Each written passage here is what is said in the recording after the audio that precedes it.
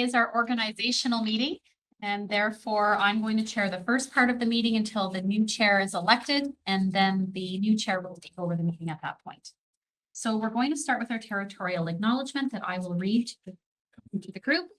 We acknowledge that the land on which our school and district buildings are situated is the traditional, unceded, and unsurrendered territory of the Algonquin people. We also recognize the enduring presence of all First Nations, Métis, and Inuit peoples on the land on which we are gathered, on the land on which we gather here today.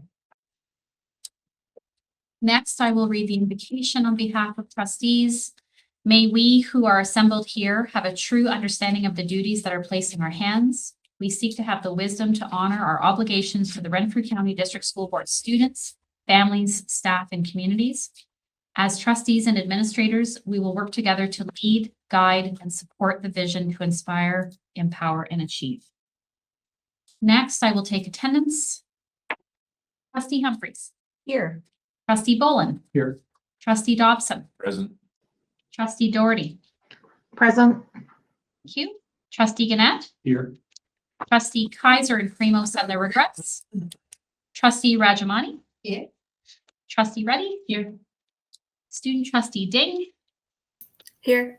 Thank you. And Student Trustee Doherty. Here. Great. And senior staff, I'm present. Superintendent Barnes. Superintendent Poirier is delayed. She's dealing with a matter and will join us as soon as she can. Superintendent Smith. Here. Superintendent Cronwall. Here. Superintendent Nickel. Here. Great. Trustees, you received the agenda for today's meeting. We have some items that are going to be taking place in open session and as well as closed. There is one item that we would like to have added to the closed session. This was discussed with Chair and Vice in advance. It does pertain to litigation, and that's why it would go into closed. And so we're looking for a mover and a seconder to add that item to today's agenda for the closed part of our meeting. Trustee Rajamani moved it, and a seconder. Okay. Trustee Dobson, thank you. All in favor? Carried. Thank you. So the motion is carried for the amended agenda. At this time, I'll ask if there are any declarations of conflict of interest in relation to today's board meeting agenda. No? Okay, thank you. You received the minutes from the October 29th board meeting. So I'm looking for a mover and a seconder to confirm the minutes of this meeting. Trustee Boland has moved that the minutes be accepted. A seconder? Motion. Okay. Oh, Trustee Doherty. Thank you. And all in favor? Carried. Thank you. Next, we have the election of the chairperson. And so I will preside over the election for the chairperson. And at the beginning, at this point, I will ask for nominations from the floor for this position. And if you are making a motion to nominate someone as chair, then you will we will need a seconder as well for that motion. So I'm looking for a motion for a nomination for the position of chairperson for the board. Trustee Humphreys? I would nominate Trustee Boland as for the position of chair. Thank you. And looking for a seconder? Trustee Gannett? Okay, thank you. Trustee Boland, do you accept that nomination? I do. Okay, wonderful. Any other nominations for chairperson for the board?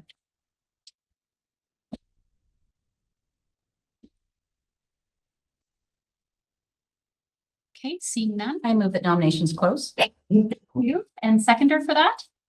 Trustee Gannett? Right, all in favor of the nominations being closed? Carried. So I think that means that you're acclaimed, right? I think. Congratulations.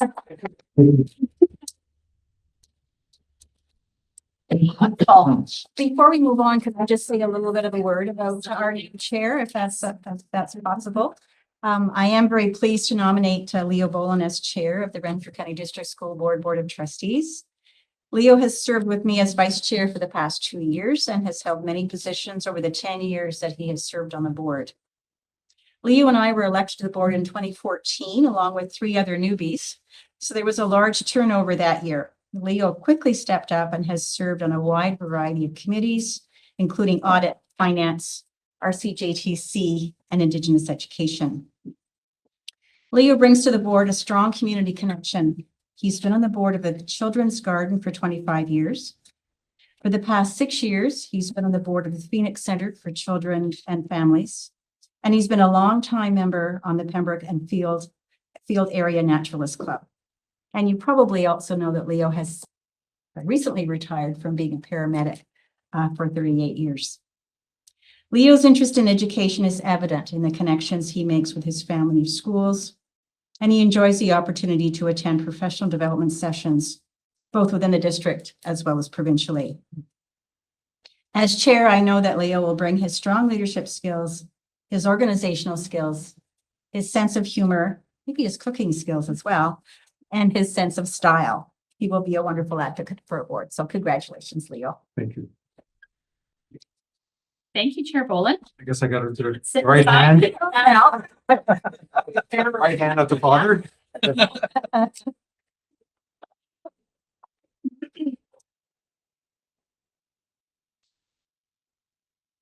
Oh, a mess. It's okay, you can leave it there.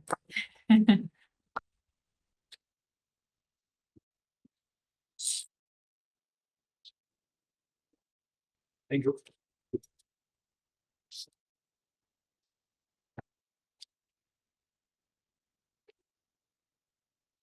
So my first action as chair is to look for a vice chair. So with that, I require a mover and a seconder for nominations for the position of vice chair. I will nominate the trustee Susan Emrys. Thank you. And a seconder for that. I'll second that. Thank you. Thank you. Are there any other nominations? What's that? You accept the nomination? I would.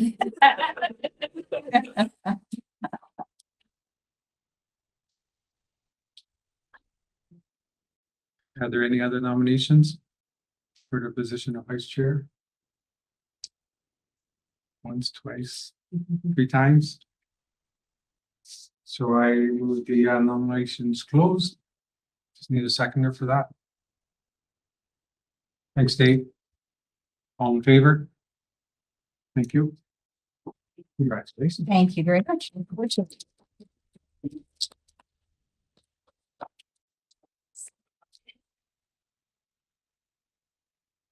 And the next item on the agenda is the director's monthly report. Thank you, Chair. I was originally going to give a verbal report, seeing that we have another board meeting in 2 weeks, and I was going to give a more detailed written report then, but we had lots of important information to bring to you. So a written report was linked into the agenda today. And so I will give some brief highlights because I know that there is a lot on the agenda for today, but there's a lot of detail there that you can read. So Trustee Humphreys had shared in her update last time that the RCDSB communications team did win a Bravo Award at the CASE conference. So CASE stands for Canadian Association of Communicators in Education. And so our communications team did win one of the awards, and it was for their video, A Day in the Life of a Kindergartner, which is a really cute video to celebrate kindergarten registration and our full day kindergarten program, and really just, you know, shows what a typical day in kindergarten looks like. And the student is from Eganville and District Public School.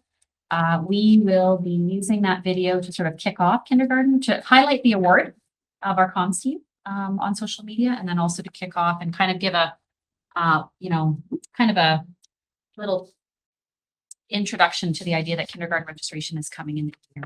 So we just wanted to highlight that for the group. Lots of secondary tech updates in this report. So there are 3 pieces. The first one is Human Resources has partnered with Queen's University and hosted an information session for tradespeople in Renfrew County who are interested in becoming a tech teacher. And they had approximately 25 people register for the evening and attend. That was held at Fellows. They were able to tour the shops. The Queen's liaison person was very knowledgeable about the programs that they have through Queens, because there are different types of programs that people interested in becoming a tech teacher can take. Like, they don't have to fully quit their employment and go to school for 2 years. They can do it in a way that allows them to continue to work. So that was shared with the people who were there, the participants, and this really was a collaboration between Queens, Heather Tatton, our Human Resources Officer, and Alex Harris, our OEAP Coordinator. So we just wanted to share that good news with you. Also, you know that as trustees, you approved $300,000 out of accumulated surplus be spent on the backlog of repairs and then a preventative maintenance plan for our secondary shop classes. And there's been a team, including Superintendent Nickel, Superintendent Poirier, their staff, myself, Superintendent Barnes, and her team. We've all been working on moving this forward. So we were working with the Millwright Union throughout the summer. They brought them for a tour at Fellows to give them kind of a sense of the type of work that we need to have done. We had a very large inventory completed by some of our staff last year. So over the last few months, what we've done is we've gone through phase one of the procurement process for phase one, which is the completion of an assessment of all the shops to get a current snapshot of the work that needs to be done and a preventative maintenance plan. So sort of like, what are the repairs that need to be done? And actually for each piece of equipment, are we keeping it and repairing it, or are we getting rid of it? And then also, what does a preventative maintenance plan look like moving forward? So we are in the process. We've secured the company that's coming in to do that. That should be completed by the winter holidays. So that's phase one. We've also posted for a temporary millwright position. The plan is to complete those interviews as well by the winter holidays. And then once we see the report from this company about the work that needs to be done, we'll be able to assess if we need like a full-time millwright for the next year to do that, or if we're going to outsource it. But we want that report to know for sure the volume of work that needs to be done. So we wanted to bring this update to you. We anticipate that by the winter holidays, so by the end of December, we will decide on our next step, which way we're going, with the work commencing in January in our schools. And then if it is a temporary millwright position, that position will be in place for 1 year, whenever effective from the start date of that position, because that's what we've budgeted for. The last item here, just wanted to, it's sort of good news and not so good news, in the sense that the Ministry of Labor, Immigration, Training and Skills Development, MLITSD, has what's called a Skills Development Fund. And it allows groups to apply for special funding to support partnerships that would address the shortage of tradespeople in Ontario. And so our CDSB looked to partner with the Ontario Masonry Training Centre to look at providing a program out of RCI that would train brick and stone masons. And so it didn't work out for this year, but we are exploring getting ready for the 25-26 round of applications, because there is support from Executive Council to look at furthering some partnerships related to the trades. So again, we are looking at innovative programming that's going to strengthen our community in the areas of the trades. And we wanted to bring that update to you so that you had that background. And we hope that next year, that those applications sometimes come out in the spring or summer. We want to be ready and have some partnerships kind of secured where we can complete that application and hopefully be successful. The fall season of secondary athletics has wrapped up, and we had some excellent results this year. So some of the highlights were that Opeongo High School, their junior girls basketball team won gold at EOSA. So EOSA is the Eastern Ontario Secondary School Athletics Association. So they won the championships and won the gold. I was at that game. It's very exciting. Arnprior District High School's senior girls basketball team, they hosted EOSA, as did OHS, and they won silver. RCI's junior boys volleyball won gold at the single A EOSA championships, and Valor's senior boys volleyball won gold at EOSA, and they did advance to the OSA, so the provincial championships. So really, junior girls, senior girls basketball, junior boys, senior boys basketball, we did very well in all 4 categories. So congratulations to all the coaches and all the athletes across all of our schools on a successful fall season. And I will say that we really do sincerely appreciate all of the time that our staff put in as coaches, as well as our community coaches. Now that the transportation situation's been resolved, I have resumed formal school visits.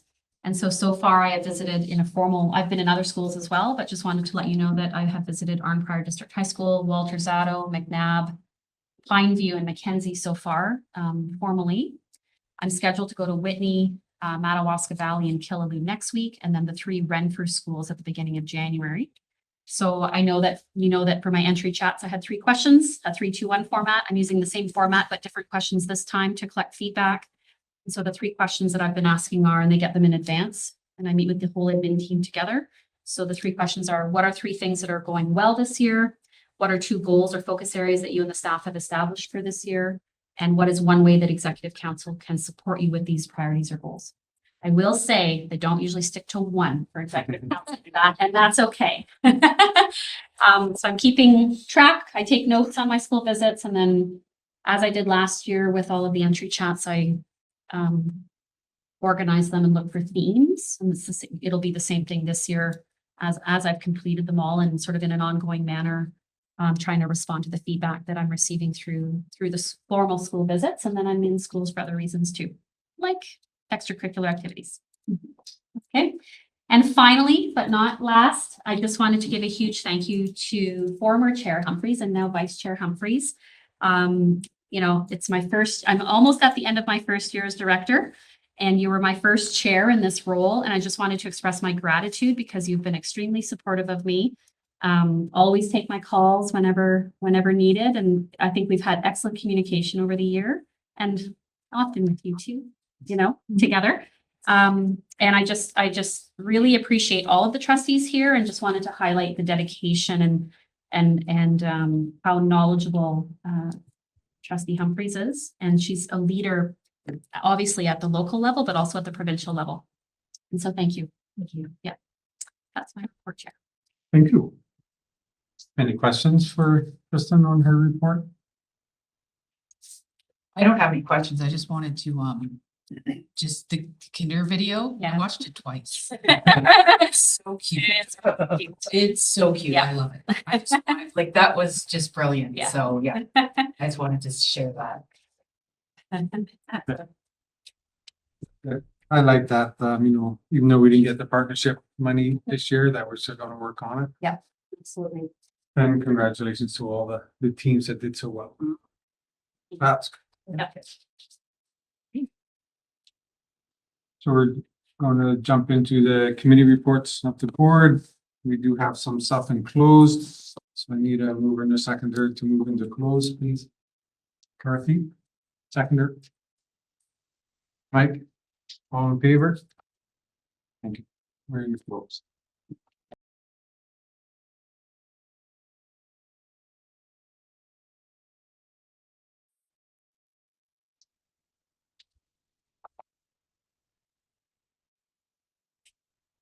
So as you know, the audit committee, we met November 21st, 24th.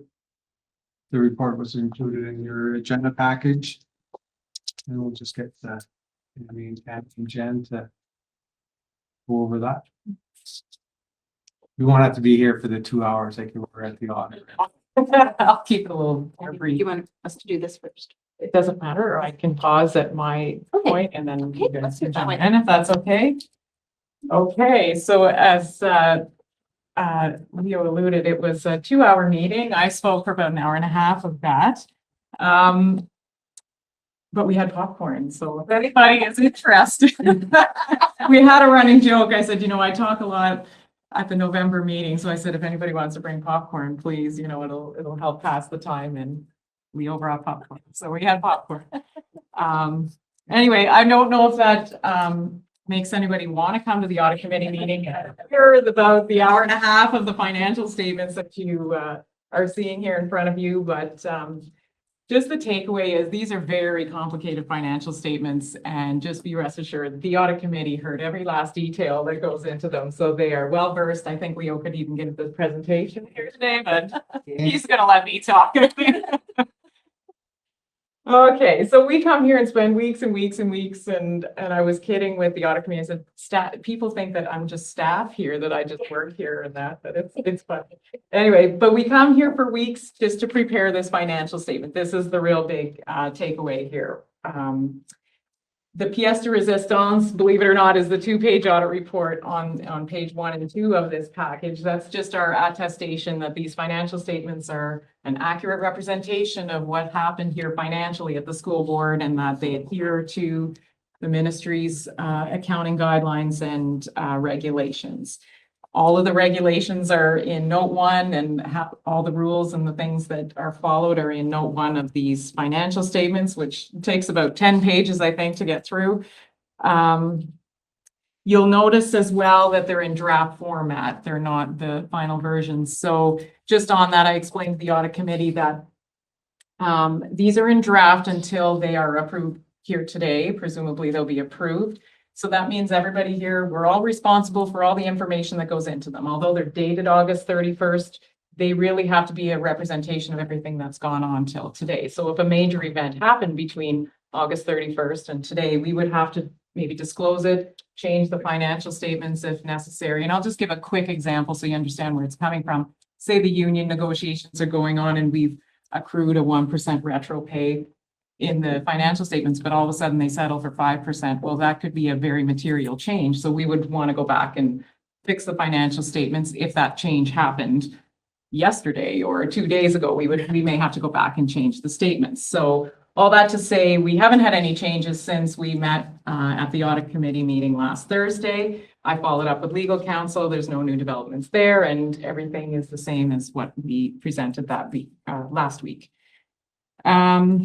So the financial statement approval process, Jennifer and Tammy, or one of them will explain the one internal reserve transfer that that's embedded in these statements that they're requesting get approved. So that needs to be approved, and they were also pending the approval of the consortium financial statements, which I believe happened earlier today. So that has been checked off because those are proportionately consolidated into these statements as well. So we can't approve these until we know that piece is approved. And I've been told that has happened already. So that's good.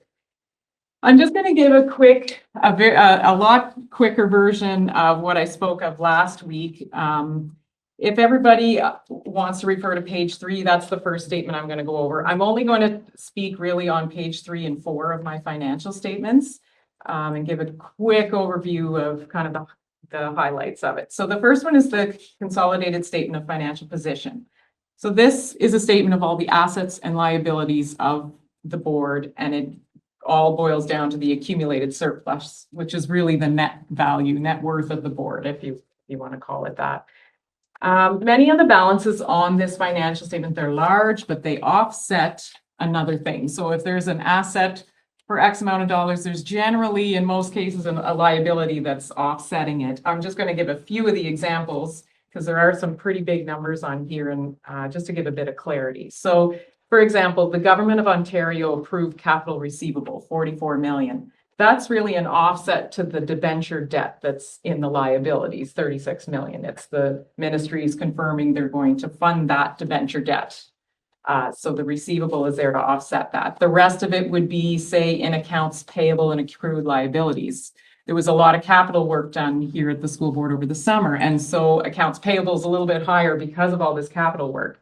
So that capital receivable up top, which is the asset, offsets those two liabilities.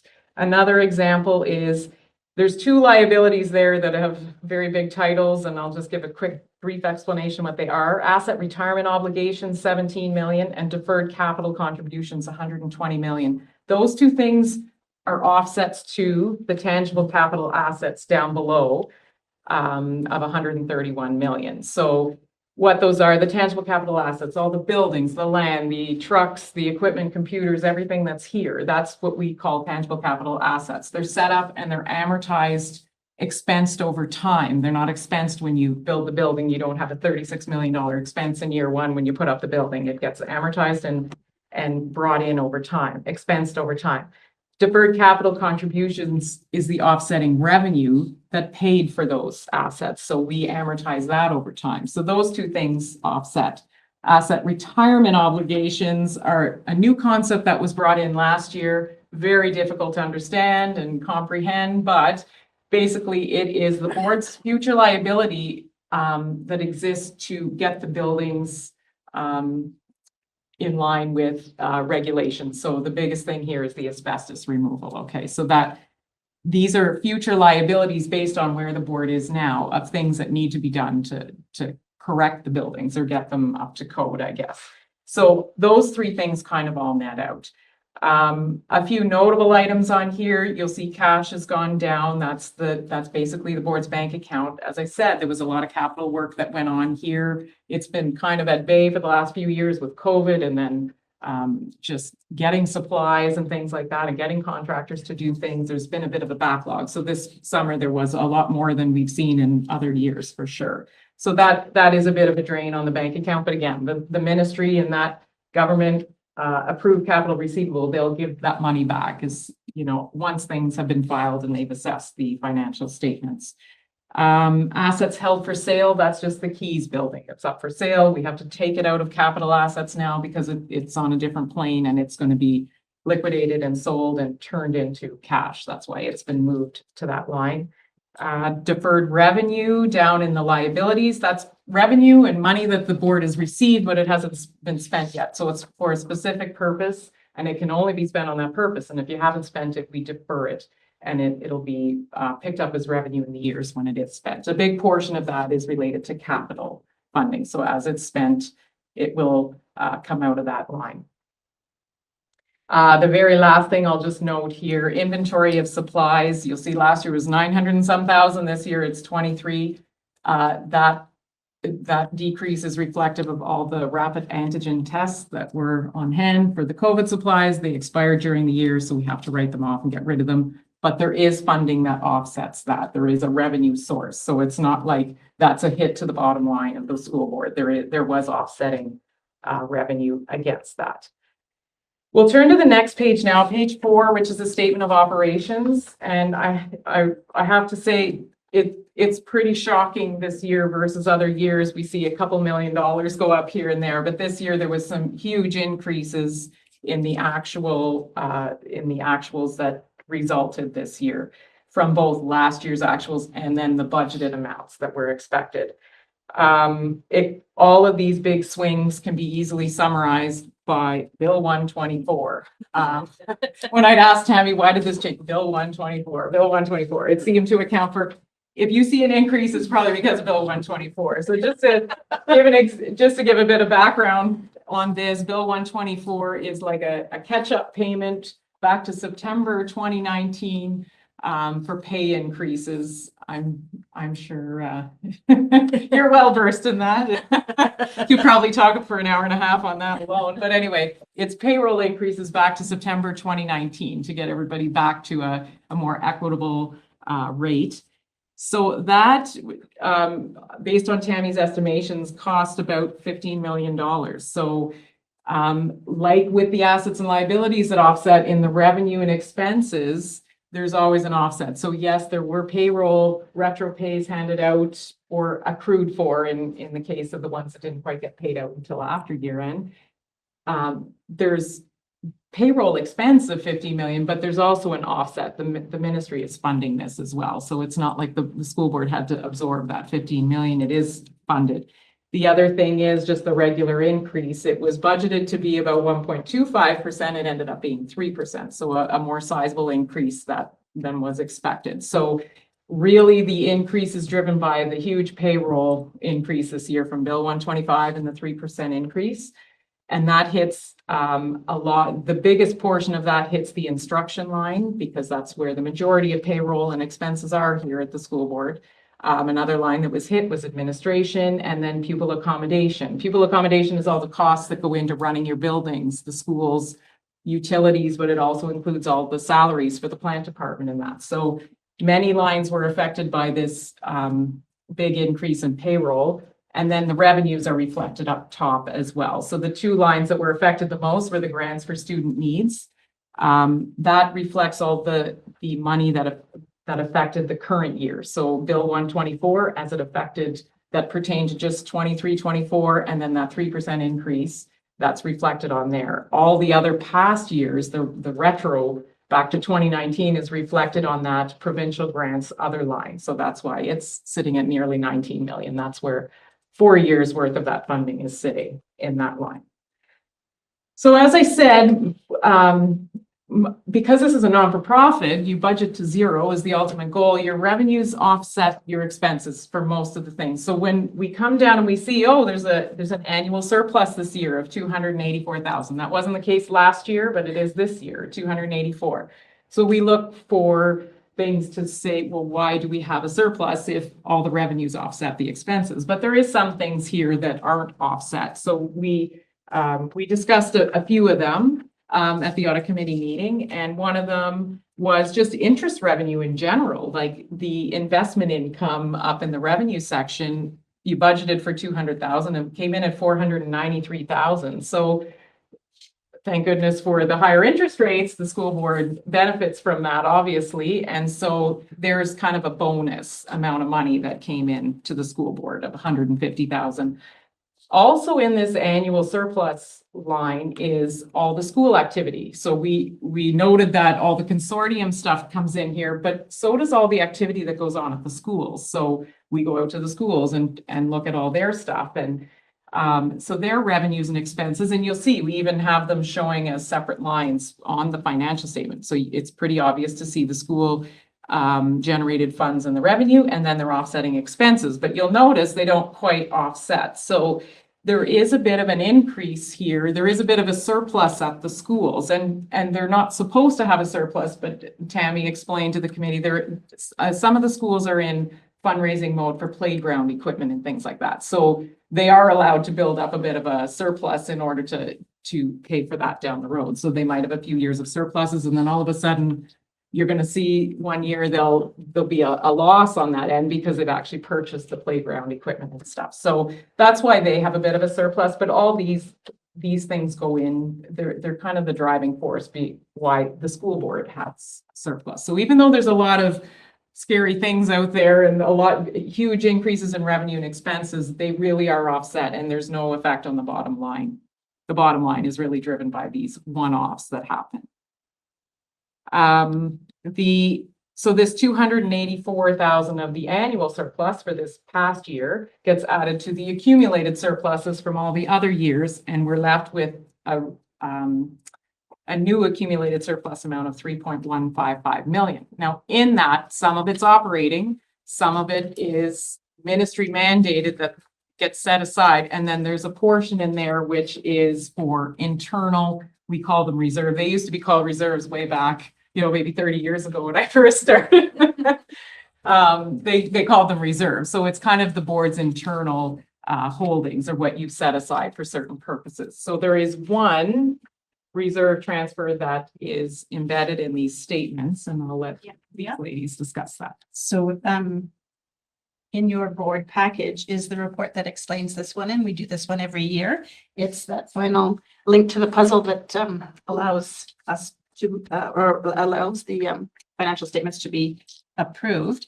So we are seeking approval from the Board of Trustees to transfer into internally appropriated accumulated surplus, and this is part of our normal practice. And the amount you'll see down in the recommendation is 460,578. And if you turn to Tammy's package is page 25 of 31 of the financial statements. It's note 17, which is the accumulated surplus and all of the amounts. If you look into the 2023 and if you look at that first line under available for compliance internally appropriated, you see that first line is retirement gratuities. And this is the last year we're going to talk about this because this is the final amortization of this line.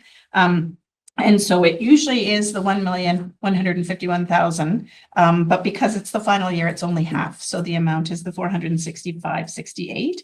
And so then you can see that then in 2024 column that there's a nil balance on that line. So we won't be doing this transfer moving forward. And then if you roll down all of the items, it starts with that unappropriated operating accumulated surplus, and that's really what's available, readily available. Under internally appropriate, it's what the board has chosen amounts to set aside for those specific purposes. And then there's the unavailable for compliance. Those are externally appropriated, and you'll see down on that last line, total accumulated surplus is the 3.155 million that Tammy just referred to on that statement up ahead. So with that, I'll read the recommendation. That the Renfrew County District School Board approves the internal appropriation of the 2023-2024 year as follows. Accumulated surplus internally appropriated, transfer of $460,578 from internally appropriated for retirement gratuities to fund the current year amortization of the future benefit for retirement gratuities. Mover and a seconder for that. Thanks, Garth. Dave, any discussion on that? Any information? Questions? All in favor? That's passed. Thank you. I'll just give another quick blurb about, before I finish up. This is not on the financial statements themselves, but one of the things we issue at the end is a report, a management report on, you know, when we come here, we're also looking, we're not just drilling down on all the numbers, but we're also checking all the controls and the systems and that everything's functioning properly and that there's controls in check. And then we issue a report to say, oh, you should clean this up or do this or improve this. And we have nothing to recommend. So it's a pretty boring report, but I still have to issue it. And I just wanted you to know that there was no recommendations to make on our end from a control perspective. We rely on these controls heavily to produce the financial statements because things like payroll, like there's over 2,000 employees here. We can't check every pay for every employee that was issued a paycheck over the 26 pay periods. So we test check and we check that these controls are working and systems are in place to make sure that people are being paid the right amounts and that approved rates and things like that. So we do a whole big series of tests to make sure that we can rely on that payroll data that's coming through the system. So that's a big part of our process. And when we come earlier in the summer, before the year end's even finished, we're testing all these things. And if we can rely on them, then we use them as a tool to produce the financial statements as a reliance piece for the financial statements as well. So there's no recommendations coming forward on that letter. And all this stuff will be passed on to them later in the week after today's meeting, and we'll finalize our reports and pass them on. Okay, any questions on anything? So you had mentioned the audit committee did school reports, right? With two schools that topped your list. So I just want you to. Oh, you just want me to say who they were? Well, and why? Okay, yes. Walter Zato.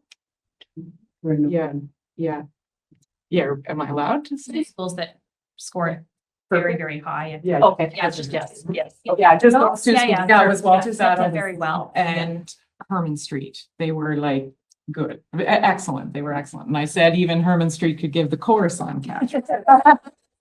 I don't know if that secretary is too happy with me. I said that. Oh, you could give the core, you could teach other schools how to do this. I don't know who's gonna bite, but anyway. No, they did very, very well. There was two schools. Yeah, we always see a mix, but to see two perfect schools it's always, it's a good feeling because we know it's all possible after we see that. So, Good news for those. yes. So there are two recommendations. Number one, 2024-25 Regional Internal Audit Update that the Renfrew County District School Board Audit Committee receives for information. The November 21st, 2024 RIAT update. And number two, the draft audited financial statements for the year ending August 31st, 2024. That the Renfrew County District School Board adopt the draft 2023-24 financial statements as audited and were reported upon by Welch LLP at their November 26th, 2024 board meeting, subject to approval of the Renfrew County Joint Transportation Consortium financial statements for the year ended August 31st, 2024. And board approves that the internally restricted accumulated surplus. Need a mover and a seconder for that. Thanks, Susan. And Kim. Thank you. All in favor? Thank you. Again, thank you for all your work and visiting the schools, enjoying the popcorn. Yeah. Now that you set that standard, you know. Just make a quick comment before Tammy, Tammy's gonna come in for this after. I don't know if you realize she's a world-class athlete. She runs in the Boston Marathon. She runs all the big events across Canada. I met her one time, like 20 kilometers away from her house, and I was panicking, thinking her car broke down. Tammy, do you need a ride home? She goes, no, I'm just out for a jog. So to put it in perspective, I was figuring it out. It'd be like for you to run from the board office to Cobden and back, and then that's amazing. Thanks. That's my mental therapy. We all need therapy. Are you running in the marathon, Boston Marathon? No, Chicago is my next one. Oh, she's, We'll try that. well, good luck. Boston. Okay, thank you. That's awesome. Thank you. Thanks. Yeah, no problem.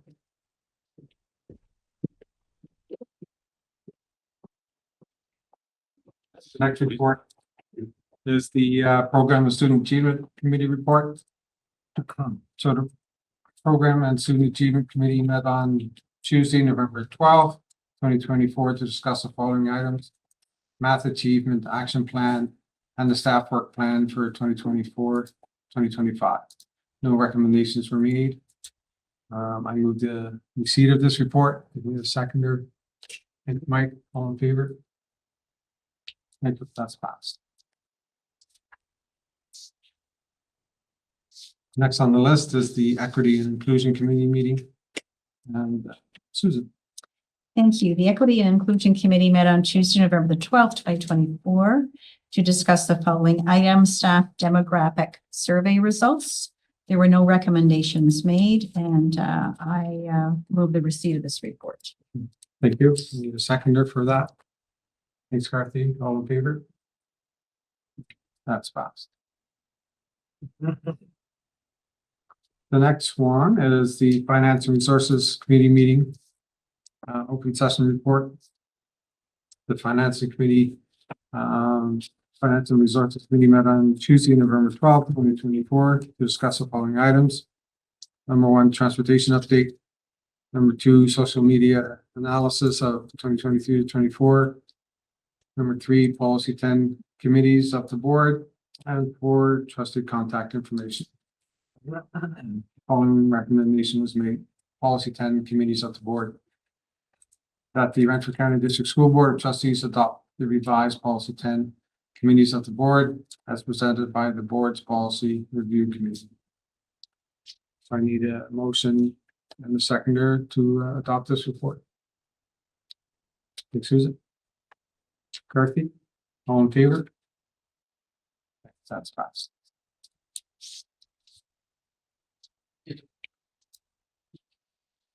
The next report I have is the SAL meeting of November 21st, 2024.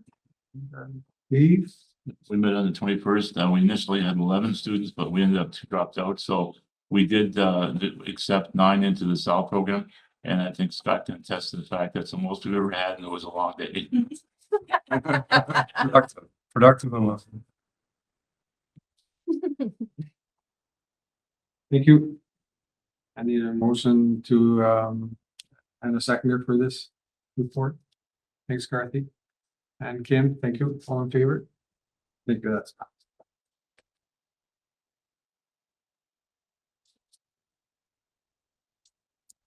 The next item is the Renfrew County Joint Transportation Consortium. And your seats are warm because they just left the meeting before you guys sat down. So as you know, that they did, we did pass the financial statement. And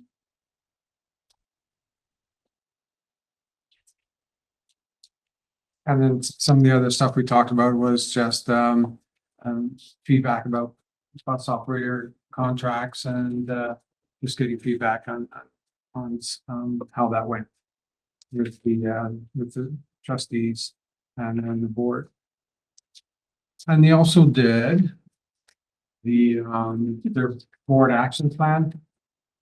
So I think we can send this out to everybody, all the trustees, right? Yeah. So they have their department action plan that they presented. So it's for the 2024-25, so this current school year, to 2028-2029. So they're throughout like 4 years, 4.5 years kind of thing. So, and that aligns with the contract, so the contracts will come to an end there. So you can have a look at that and use at your leisure. So that's my report for that. Anything else to add, Jen? Oh, I think that covers it now. So I move the receipt of this report, just in a seconder. Kathy, thank you. All in favor? Thanks, that's passed. And the next one is the kayak meeting for November 7th. Oh, Christina? that's, okay. On November 7th, there was an IAC meeting held at Opeongo. Looking at Carrie because I think the only recommendation that came out of that was already taken care of, which was to reduce the amount of, or to change the structure of the trustees that attend IAC, as we're looking at changing the structure of IAC. So I think that's the only thing. Thank you. So Christina has moved the receipt of this report, just in a second for that. Thanks, Mike. All in favor? Thank you. That's passed. And as you notice, the rest of the committees that we're involved in are also listed, but we don't have any reports. So this way, we're not going to miss any of these committees, because I think it's important to report to the board, about the work of the trustees, what they do on these committees, and bring it back to the whole board for information. That's why we included that. Oh, When you receive your agenda ahead of the board meeting, if you could look at your committee, your list of committees, and just let Shelley know if we've missed something. Like for example, maybe there was a student senate meeting as an example and it's not captured there, just as a double check. Shelley doesn't miss. Please. There is also, I'm noticing that the OSBA is on here. And I'm wondering if the Indigenous Council should be too, because there's been a lot of news coming out of there lately. You guys have probably received it in your email. And I know that a letter was sent out today too, even through the media release stuff. And it might be relevant to hear. I forwarded it before to you guys. So maybe, because I do attend all the meetings. I'm not on the board, but I do attend all their meetings virtually. They do all their meetings virtually. So, yeah. So it's, if the trustees would like that. Add it for sure. Good. Yeah. Yeah, just because I won't remember. That's why I'm asking. Yes, we'll prompt you. We could easily add it under OPSPA because it's a committee of OPSPA. So Yeah, there's a lot of stuff coming out there right now. And so I think it's kind of good information for the whole board. Thank you. Good idea. Susan, I just got the student senate says Thursday. It is, yes, Yes. yes. And I'm not able to attend, so Leo is going to go, I believe, this time. And it's one where the kids are coming in. Yes, it's in person, that's correct. So could check with our student trustees. So the next on the list is the committee assignments. So it got sent out a few days before for you guys just have a look at. So Susan and I, we went through it and, tried to give everybody, their choices, what they were looking for. I'm assuming everybody's okay with what you see. All right, no major objections, awesome. Thanks, everybody, for for doing this and for signing up and putting your name forward to all the different committees. When you first signed up, you probably thought, I'm just going to, go to the board meeting. And then when you get here, you're what do you mean? I have another meeting in the month and all of these other meetings. So yeah, thank you for your time. I just add that if you are unable to make your obligation and then attend the meeting, if you can find your replacement, okay? Everybody knows everybody else, so just see what you can do, but that replacement, if not, then just give me a call and I'll appoint Susan to go. Thanks. But, I just like because we like to have the people attend those meetings. So if you can't make it, then certainly find somebody else to do that. Thanks. So there is a recommendation with this. The following is a recommendation that the Renfrew County District School Board confirms the trustee membership for the 2025 community assignments. I need a mover and a seconder for this. Dorothy and Christina, thank you. All in favor? Thank you. That's passed. Okay, so I was texting him too. Is he in the boat? Just, yeah, yes. Thanks.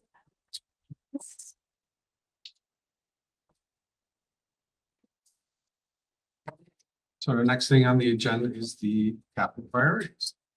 To Jen, will And yet we've just, let Bill know, oh, I can see him. He's practically here. There he is. Bill, where would you like to be? who would you like to say? Just right beside Jen is good. Thank you.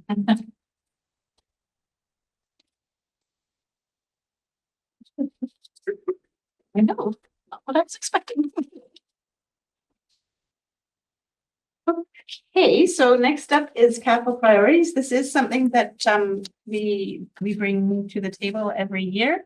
And part of what Bill included in his report is we're changing our process up a little bit, but we're also building the plane as we fly it this year. So I'm going to let Bill explain that, or did you want me to explain? I thought you could explain. I'll try. Okay. You can fill in the parts, I guess. Yeah, and then and then attached to your report is, the list where it landed as part of this process, so. Okay, so I'll go through where we're at. So I'm coming to you today with a list of proposed expenditures to address a number of needs across the board in terms of the learning environment, covering everything top to bottom, roofs to foundations and everything in between. So the purpose is to seek approval for that expenditure.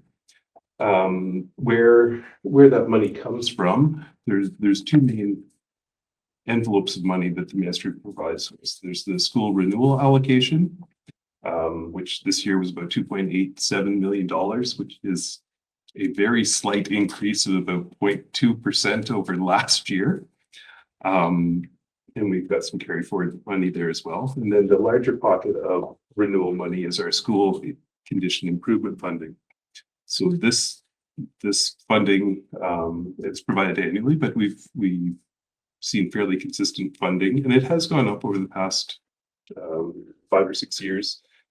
Only about 0.6% this year, but it's a healthy amount based on our ability to get it spent.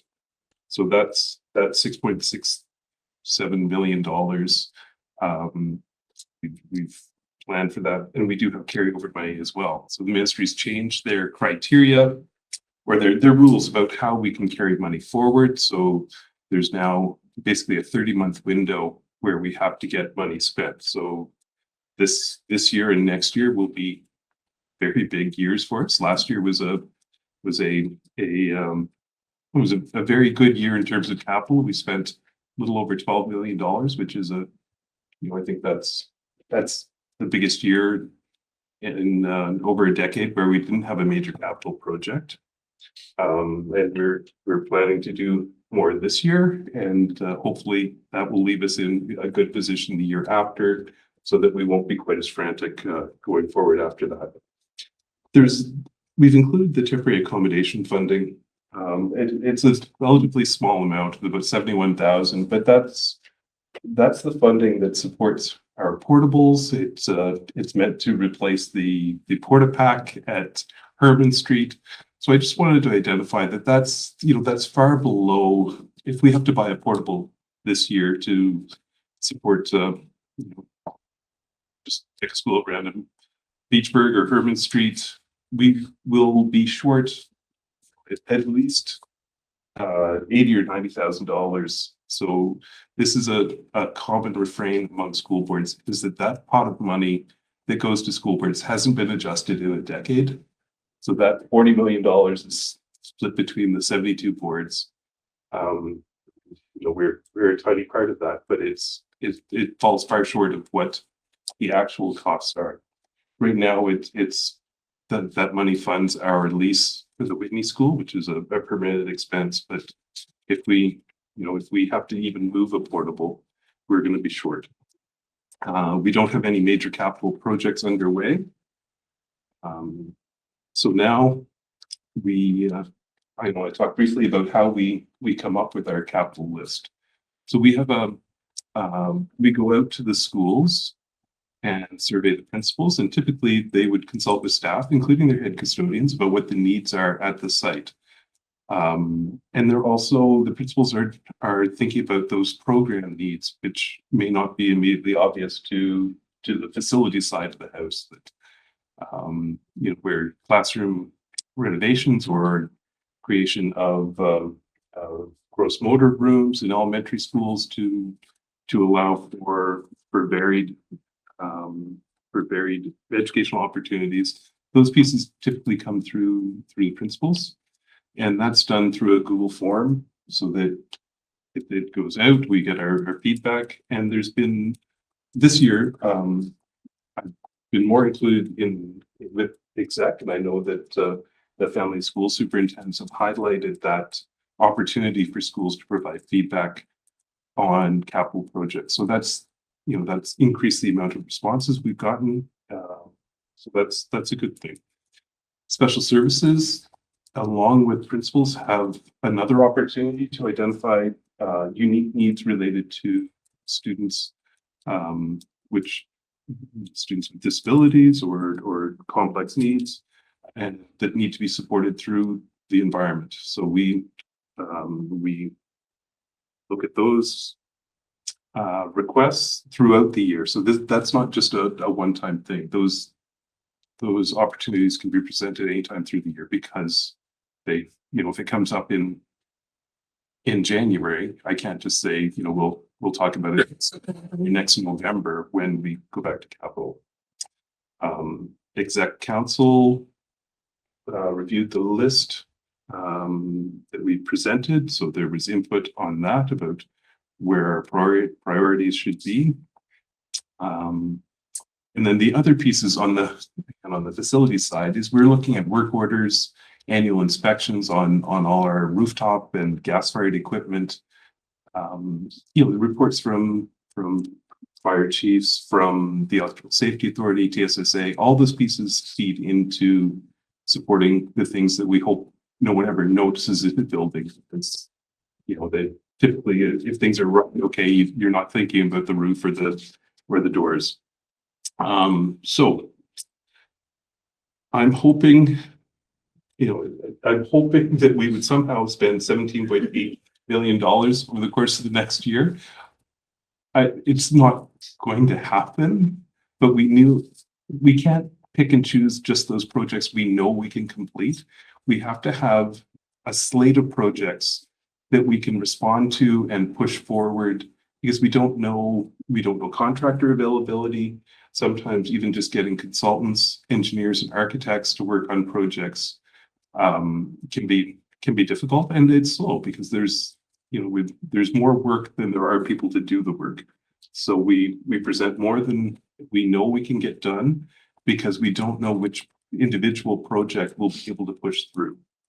My hope with that 17.8, if we could get somewhere between 14 and 15 over the course of the year, that would be a spectacular year. We need to do a little bit less than that to make sure that we meet the ministry's requirements for project spending, so we don't have to send any money back. So we will be pushing forward with that. But this is a very aggressive capital year for us. Again, it's 12 is big. If we could do 14 to 15, that obviously that's more, and it's a big chunk more. And Barnes referred to that, the modifying our capital intake process. And so part of that is to increase the consultation with principals, with exec, with the people who use our schools. And we're also looking to increase the reporting back, so that, I think in the past, if I'm being honest about how we've managed things, is that, the information came into the department, and then very little came back to the schools, went back to the schools about the status of their projects. So that will be a focus over the next year and then the coming years to make sure that people know where things are at. And if projects aren't getting done, they need to know why. So that will be, you know, an important part of how we manage capital work going forward.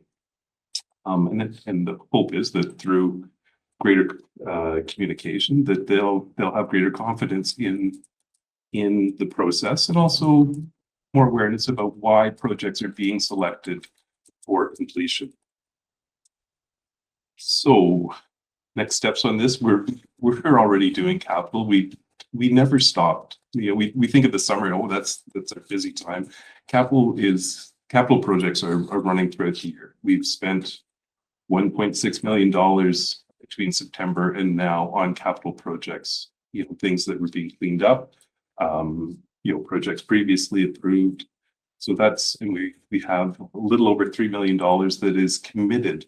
So we know, you know, those projects, the POs have been issued, you know, all the background work has been done, the POs have been issued and it's underway. So we've certainly got a start on this year. We've got a long way to go. You know, we work very closely with those architects and engineering consultants to make sure we get projects out that for people to bid on. Purchasing is a huge resource to us that we need, you know, partially to make sure that we're fully compliant with all the requirements of spending a lot of taxpayer money, but also the support that they provide to ensure that the district gets value for that work. Going forward, we're going to provide feedback in April to exec, to the principals, and to the trustees. So that will be a status update of, you know, what do we have underway. At that point, we'll have some sense of where, you know, we'll end up, but certainly not a clear picture, because, as I say, that we'll be tendering projects on July 21st to start on August 20th. That will be done November 24th. So that will carry forward. But again, hopefully you'll be more aware of where things are at. So that's our hope. We've listed 80 projects, which is a little, you know, it's 20% less than we had last year. So it's higher value projects.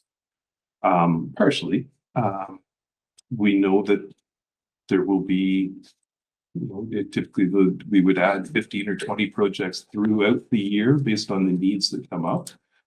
We've established a new process for those projects. So if there's a school request, it'll be reviewed with the family school superintendent and Superintendent Barnes, and then there will be a decision made about, is that where is that a need, or should it wait until the regular capital submission process. So again, it's you know, trying to get those pieces in place so that there's a clear process, and that the school principals feel that they're supported through managing the environment. So I will stop there.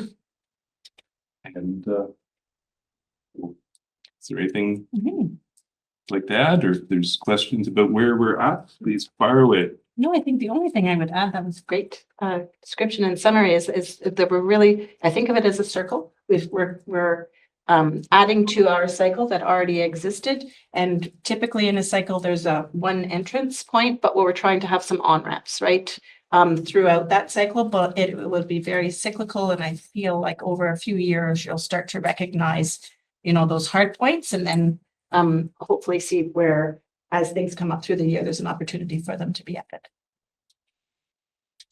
Thank you. Any questions? Yes, I just have two, I think. Bill, can you remind me about the Ministry of Spending requirements change that I know happened last year? Can you just refresh my memory on that? Yeah, so initially up until last year, there were no limits on how long money could be carried forward.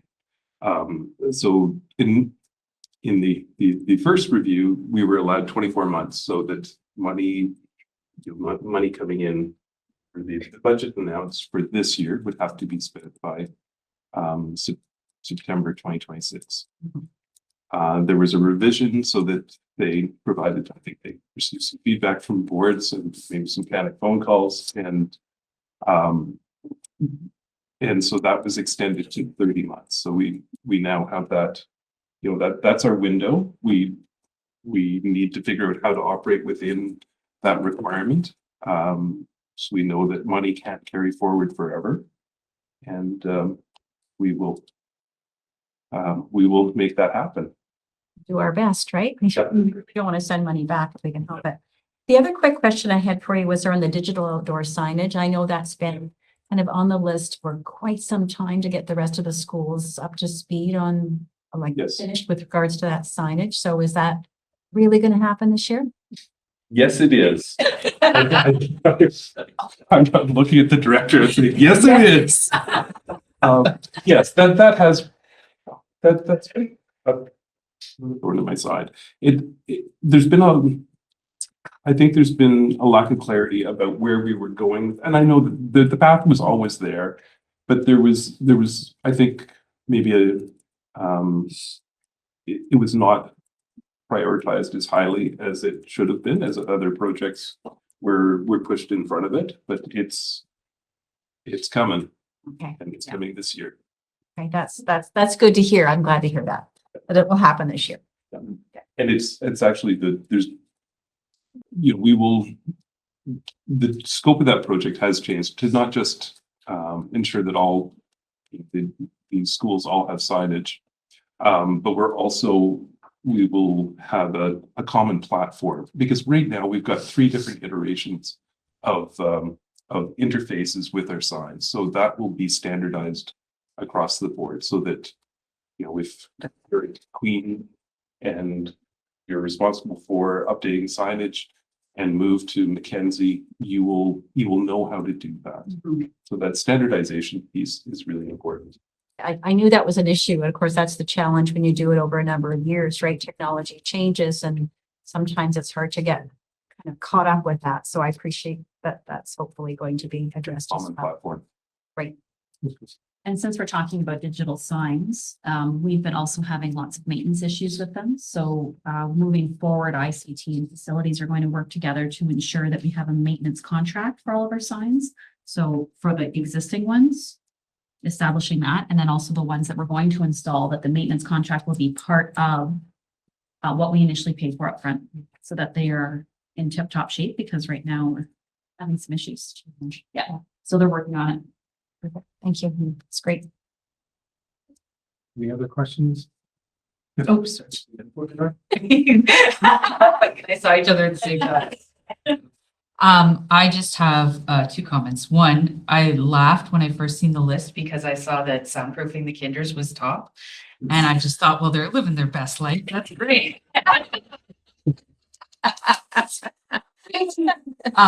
So I think that's awesome. And I also love the digital signs. So I was glad to hear that. I tell you, if I'm not at home at work, I'm either in Pembroke, Petawawa, Eganville, Ottawa, or Toronto. Those are the 5 places that I tend to travel to. And often I'm passing the school, and it often gives me a conversation piece when I get to my destination and a little more knowledge. And I appreciate that. So I love the digital signs. Mike? You alluded to so eloquently, I forget the words you used, but some challenges regarding getting some work done, i.e. contractors, et cetera. Since COVID, have things gotten better, worse, or is it just a lot of competition out there for when you're putting out bids or trying to get things nailed down? There have been some, requests for quotes, and one tender where we got very little response. So it depends on the project, and we know in this area there is a mountain of work that's happening on Garrison Petawawa, and quite a bit more than that happening in Chalk River. So that's, the local resources are strained. Yeah. So we've been lucky in terms of our HVAC work, so that we have excellent partnerships with good local contractors. So we've been able to keep those projects rolling. The challenge, I think, is sometimes on some of those smaller renovation projects that we try and do many of those projects ourselves, like the classroom renovations that the trade scheme complete internally. Those are great jobs. And it's difficult to find a contractor who's willing to come in and do, a 2 classroom renovation. So we'll continue to explore those options and continue to keep our internal resources very busy doing them. But we've got a lot of classrooms that look the same way. I'm not going to say when I was in them, but from the 90s at least. And it's important that we refresh those classrooms. They just have a completely different feel when you walk in. The flooring is upgraded. The ceilings are clean and not yellowed and stained. And the mill, again, I keep on talking about our maple and birch millwork, but it's all those pieces that just help instill a nice feeling about that space. And trying to de-institutionalize the classroom, which I think is really important. Well answered, because you brought up my second question that I was going to ask about what we're doing internally, and you've already answered it. So thank you, Bill. Well, the other piece is the Indigenous Cultural Center. We're working with a contractor who's doing the vestibule addition, which there's it's a major excavation and concrete and steel and a piece of a new roof, but it's our trades that are remaking the internal, moving the office and creating that space. And I'm very proud of the work they're doing. It is every bit as good as Freecon or any of the local Wade Brothers Wade construction, and it's being done at 40, a 40% reduction in cost. So those are, and it's nice to have ownership, especially on a project like that. Anything else? Any other questions? Here's a recommendation that's come with Bill's report. That the Renfrew County District School Board approve the 2024-25 capital priorities as presented in the amount of $17,809,150. Need a motion to accept that. And seconder, thanks, Susan. Dave, all in favor? Nice, that's approved. Thanks, Bill. Thank you. We were busy last year, like with just trying to get $12 million worth of that, right? Yeah. I'm not sure. May not be as bright as I think I am. Thank you. Second on the agenda is the signing officer resolution. Jen? Yes, that's me. So we had a little bit of a curveball this year, and I'm hoping that trustee Gannett is going to be a willing participant in this endeavor. But typically we have 4 people as listed as signing officers, and that's really just to keep things moving and not put us at a risk. There could be times where the director and myself are out of the district and something needs to be signed, and at this level, everything is signed by 2 people. So we have always had the chairperson of the board, the Pembroke area trustee, or I think it was the Pembroke trustee, because we needed somebody to be local just for that last minute element, the director, and then the superintendent of business. And so this year, our Pembroke trustee is our chairperson of the board. And so, Mike, I'm looking over to you and hoping you'll be willing to be, we renamed it to a Pembroke area trustee as to be one of our signing officers. I think you could successfully twist my arm. In that case. Leo, did you want to read that or did you want me to? I agree. So the signing officer resolution, so The director will sign this, and it says, I hereby certify that the foregoing is a true copy of a resolution of Renfrew County District School Board, 1270 Pembroke Street West, Pembroke, in the province of Ontario, duly passed at a meeting of the board duly held on the 26th day of November 2024, and that the said resolution is in full force and effect. So as Jen said, myself, the local area trustee, Mike Cadet, the director and superintendent of business. That's fine. Signed. Very good. And the next item is the board reading resolution. Jen? Yep, so again, it's business at this meeting. This again is just another element that keeps the board moving forward without interruption. Just high level. We have access to its overdraft protection. We can go overspent in our bank account by about $12 million. And that does sound quite scary. However, having just gone through the financial statements and seen the impact of all of those retro payments, it's very reassuring to know that that's there. As Tammy explained, all of our expenditures are offset by matching revenues. The revenues, we don't have a cash flow problem because the ministry knows when our expenditures are made and then are sure to get that money in the bank account. But that's really just in case that it's there. The next point says the signing officers are hereby authorized to sign on the board. The role of treasurer is authorized to furnish to the bank as it may from time to time. So that would be the role that I am in when it's required. I would be the person directing. All sums borrowed, of course, are paid back as soon as possible and with the interest included on that. And then again, this role would take care of making sure that all of that happened. So Leo, did you want to read that? No, everybody had it in their package, Okay. so. Okay, I'll read the last one. Yeah. Yeah, not the whole thing. No, sorry. So I hereby certify that the foregoing is a true copy of the resolution of Renfrew County to School Board, 1270 Pembroke Street West, Pembroke, in the province of Ontario, duly passed at a meeting of the board held on the 26th day of November 2024, and that the said resolution is in full force and effect, dated this 26th day of November 2024, signed by the director, Kearney. Thank you. Thanks, Leo. I need a mover and a seconder for that, please. Kathy. Kim, all in favor? Thank you. That's fast. Next on the list is correspondence. So there was a letter in your package from Simcoe County to the letter to the Minister of Finance. I guess it talked about just money for nutrition programs.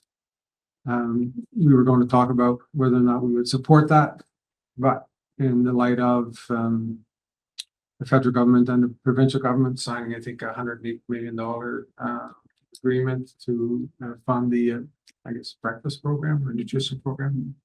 I don't think there's a need for that at the moment. Okay.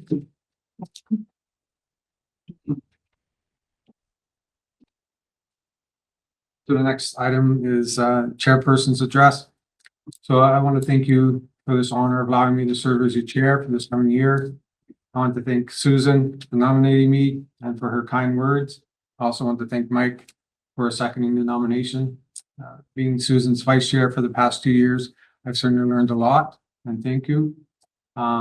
This will enable me to be a fine chair.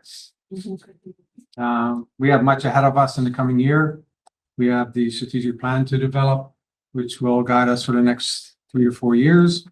We also have the governance core book study, which I'm looking forward to. Those sessions will help solidify relationships between all at this table. So I like that idea that the senior executive trustees will be getting together to do this. The shared moral imperative, which is mentioned in the book, embodies an emotional and empirical commitment that all children can and will learn. And that's the idea, is that, we're children first.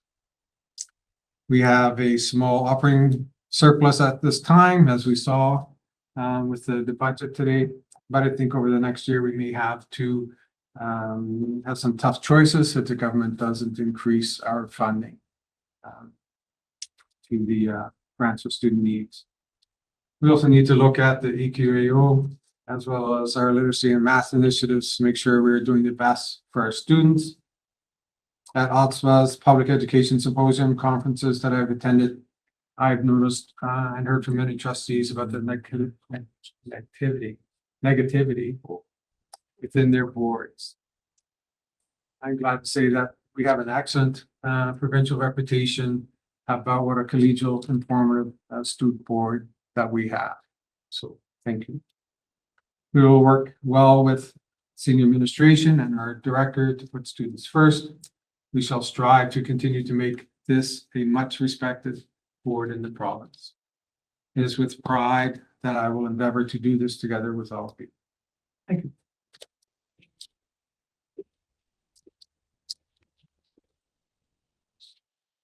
Other business anybody wants to bring up? No, okay. Get a motion to. The second. Motion. Thanks, Mike. Kim, all in favor? Thank you, everybody. Good. Unfortunately, Kim, you won't be able to partake in my tomato soup cake. I'm not going to be here